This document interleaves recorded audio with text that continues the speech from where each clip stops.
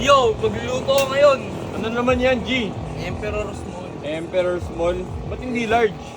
Eh, ayun yung order ng customer. Ba't magagawa pa ako? Pag ginawa ko large yun, lugi namin doon. Oo nga, ano. Bagay, may point ka rin talaga eh. Minsan may mga point din talaga yung sinasabi mo eh, no? Lagi akong may point. Lagi 3 may point, point. 2 point. Wala ka mga point? Wala. Wala. Point. Wala. Talaga nagpapapi kasi eh, oh. Hindi napansin ko yung cup mo, ano parang 1987 pa yan ang galing ah. Bago lang yan. Bago lang yan. Pero ano yun, no? Kahit vintage na vintage yung datingan niya, G. No? Vintage ang fitting eh, no? Ano? Vintage fit. Alam niyo Vintage saan fit. nakukuha to? Saan Hindi yan? Saan? nakukuha to, napapagawa to. Napapagawa. Hem Street. Saan yun? Saan? Hood namin yan eh. Huwag naman yun. Emperor yan?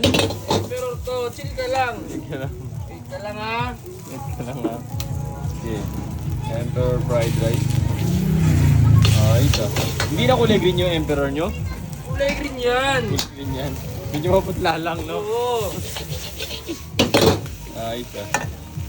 Ano, meron pa silang gulay guys, oh. Sorry sa iyo para sa gumawa ng emperor fried rice. Ayan, oh. Hindi pa nagagawa pero ang sarap-sarap na. Wala pa, natatakam pa na agad. Paano pag nandyan na? Baka lalo ka takam.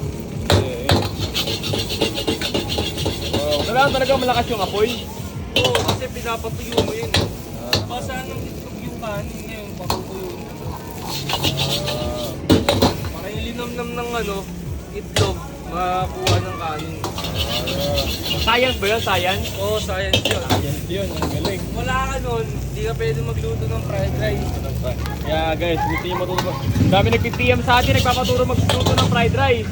Pumunta sila, di ba? Pero kailangan mo sila matuto mag-science. Oo, mag-science muna kayo. Yan. Pag-aralan nyo mga bagay-bagay para matuto kayo. Yan. Yun o, parang. Wow.